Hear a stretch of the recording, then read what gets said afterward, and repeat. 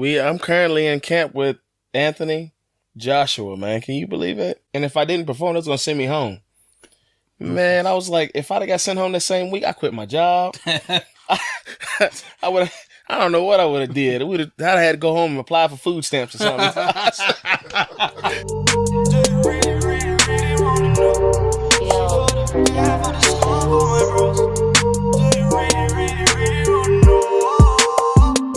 Respected viewers, welcome once again to the MVP Player Podcast and a special, very special episode of Fight Club. Here with me today, we have someone none other than a legend. He's come all the way from stateside to sit with us today and have this interview. So before we even get into the interview, I think a round of applause is due. Now, I'm very honoured to have him, and I'm gonna let my man introduce himself right here. It's your man, Timothy MAYHEM Moten, all the way from Louisville, Kentucky. We working, man. I love that, brother. And you know what they say about Louisville and Kentucky? I heard the chicken is fire. Is that true? Fire. I mean, fire. You've been a Big Fillers. How'd you rate that?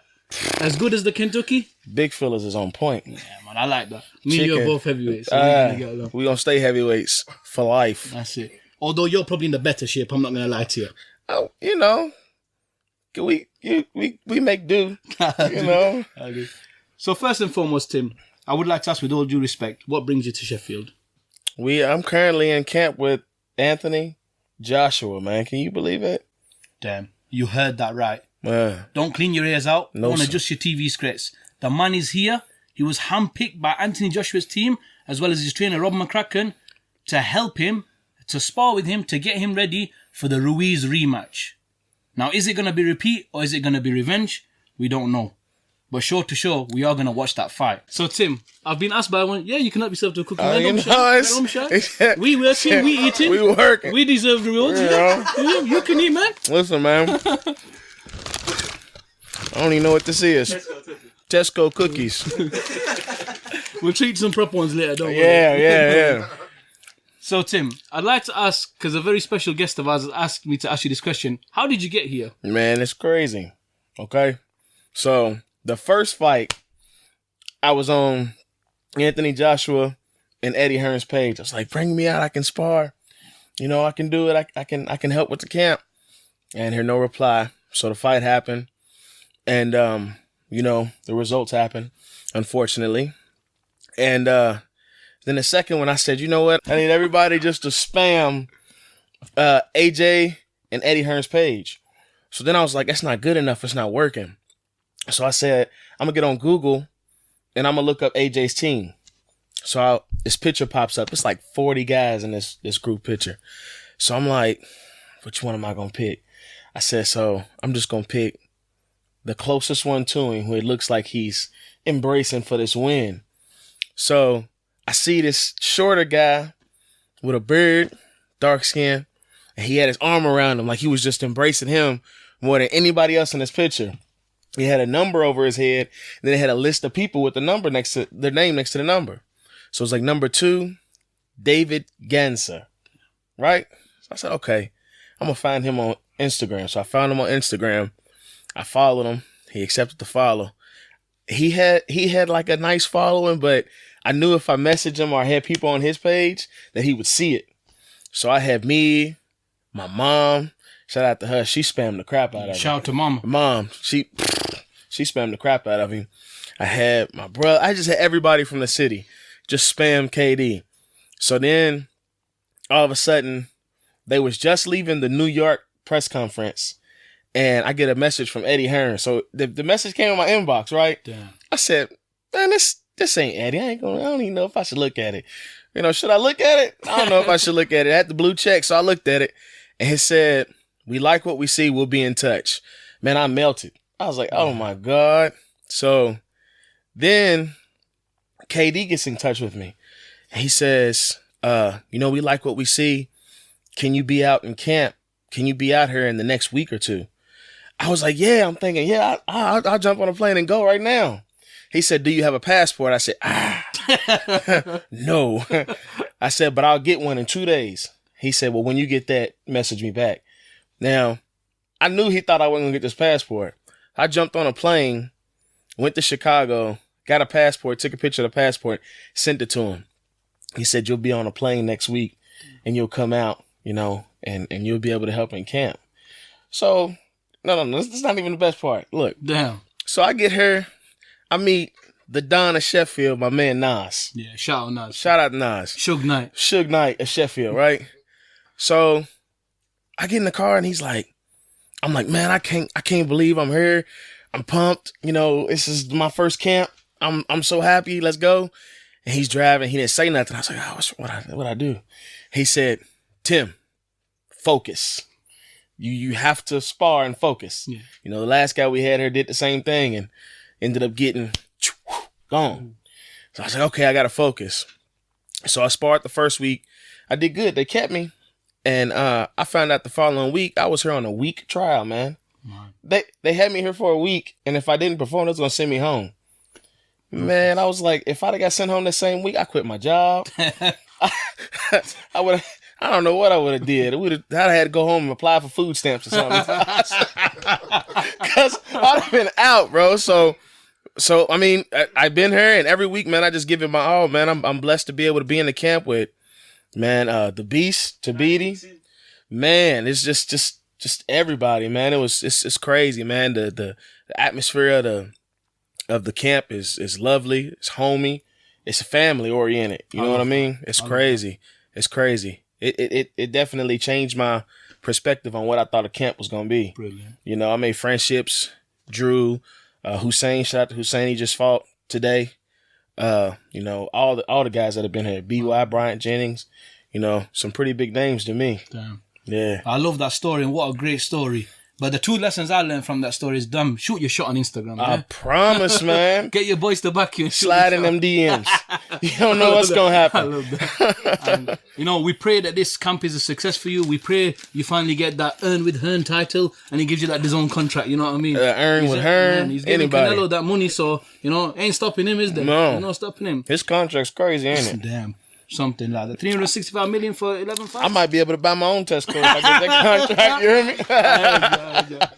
So, Tim, obviously, your record is 5-0. Yeah. You've got 2 KOs on there. Yeah. Very respectable, resume. As well as that, you were the 3-time Golden Glove champion. Oh, you've been doing your research, ain't you? I ain't going to shame myself up. I know. In my presence, I'm going to give you the respect you deserve, my friend. I appreciate it. Yeah, man, I had a nice amateur career. I started fighting when I was 12. And it was on and off from 12 all the way until like 26. And I had my son when I was 26. And I had took that year off, like the 26, 27 year. And then I had won the Golden Gloves again. But I was just winning stuff off of not even training. You know what I mean? I was just going and just doing it, just fighting, just balls to the wall. I think I can say that. Fighting. And my dad and my coach was like, you going to take it serious? And I said, yeah. So for the rest of that year, you know, it's from like May all the way until October.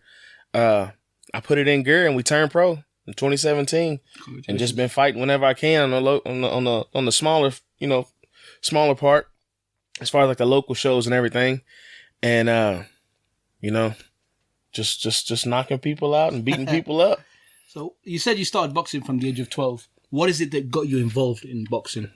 I think everybody who's a heavyweight gets involved for the same reasons. Because they're fat at that time and they want to get skinny.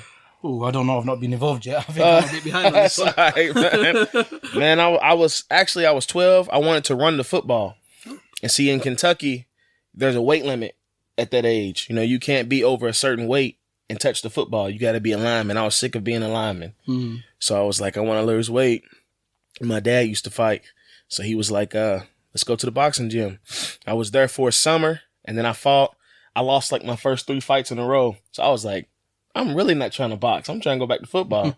My dad was like, don't quit until you win. And then I won. I loved the way it felt. And I just kept doing it.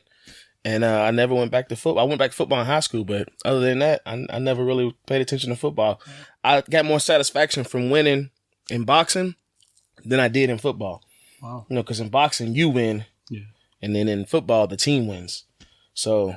I mean, the team wins in boxing, but you get your hand raised at the end. You know, I mean, in football, but you get your hand raised at the end. You know what I'm talking about. So, with regards to that, obviously, the feeling of winning, what would you then say was your best or your most successful or your favorite part of your career up until this day? Your biggest achievement per se? Dang. I guess winning the gloves at 26 years old and going to the nationals. I hadn't really went to the nationals. I would always win like the state and the region, but I would never go to nationals because something would always come up. So like in 2016, I won the Golden Glove regional, and then I went to the nationals, and that was just a bucket list check. You know, I wanted to go and represent a part of the United States, you know, my region, and be at the big tournament. So I got to do that, and that was probably the best part of my career so far. The other ones are just like, you know, the small fights thus far. So, you know, but once I get to that Tabiti stage, you know. Shout out to Vidi. Shout out to Vidi. That's going to be nice. That brings us on nicely to, you know, what is your next sort of trial? What do you want to achieve in this sport? Before you hang up your gloves and you say, I'm done with this sport, what's your dream? What's your vision? What's your goal? I think everybody's dream in boxing is to get the belt. You know, I would like to have a world title. But, you know, I'm always the type of guy to think of my have my long-term goals, but I want to achieve my short-term goals first. So my first short-term goal is to be, you know, 10-0 and just to learn along the way. You know, I'm still learning. Got a lot to learn. So, you know, become 10-0 and just keep working my way like that. But at the end, I'd love to have a world title or, you know, something respectable. I see that. You know what I mean? Yeah, I get that. So obviously we, at the MVP and everyone at Fight Club, do wish you the best with this. Yeah. Believe you and me, you've gained a lot of fans today, and we really appreciate you coming on the show. Yeah, I like Sheffield, man. I love it. Good. I like that. That's my hometown, so I represent that. Yeah. But before we do cut the interview, I want to ask a question that one of my closest friends asked me. What biggest piece of advice were you given or could you give to anybody out there wanting to become a boxer? Man, just do it. And just give it your all. You know, don't come in it and then do it halfway. Because a lot of people get hurt that way. So just come in it, give it your all. If you don't like it, then you can leave. If you like it, then stay. Just give it 100%. And you'll be good. Deep full of insight, and I say, thank you very much for coming on the show. We really appreciate you, brother. We wish you well. Yes, sir. Well, what's the number one rule of Fight Club? We talk about Fight Club. That's it.